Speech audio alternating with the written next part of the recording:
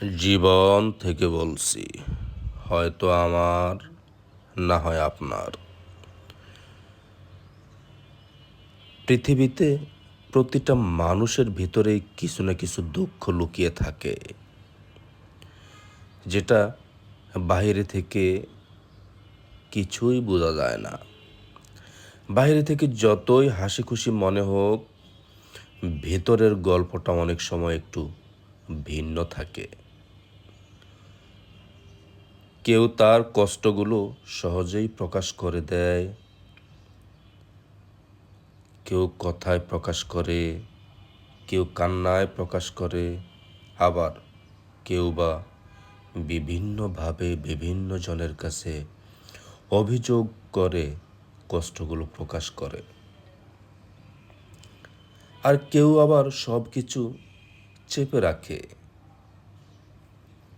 একদম নীরবে সব সহ্য করে যায়, কারো সাথেই কিছু প্রকাশ করে না। আমরা সাধারণত যাদের কাঁদতে দেখি তাদের দুঃখী বলি, আর যারা সব সময় হাসি মুখে থাকে, চুপচাপ থাকে, তাদেরকে আমরা সত্যিকারেই সুখী ভাবি। কিন্তু আসল সত্যটা এতটা সহজ নয়। যে মানুষটা নিজের কষ্টগুলো প্রকাশ করে, সে অন্তত নিজের ভারটা একটু হলেও হালকা করতে পারে। কিন্তু যে মানুষটা কিছুই বলে না, সে ভেতরে ভেতরে আরো বেশি ভেঙে পড়ে। সকল দুঃখ কষ্ট নীরবে একে একাই বয়ে চলে। ডিপ্রেশন, মানসিক চাপ এমন এক নীরব যন্ত্রণা যা বাহিরে থেকে বোঝা যায় না। এটা মানুষের হাসির আড়ালে লুকিয়ে থাকে, স্বাভাবিক আচরণের ভিতর লুকিয়ে থাকে। কেউ হয়তো সবার সামনে ঠিকই আছে, কিন্তু একা হলে তার মন ভেঙে চুরমার হয়ে যায়। এই পৃথিবীতে তাই কাউকে শুধু তার বাহ্যিক আচরণ দেখে বিচার করা ঠিক নহে।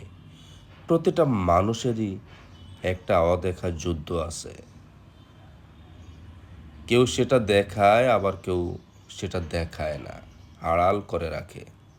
কিন্তু দুঃখ সবার জীবনেই কোনো না কোনোভাবে জড়িয়ে আছে, কারণ এই সুখ এবং দুঃখ নিয়েই মানুষের জীবন। কেউ স্বাভাবিকভাবে মেনে নিতে পারে, কেউ মেনে নিতে পারে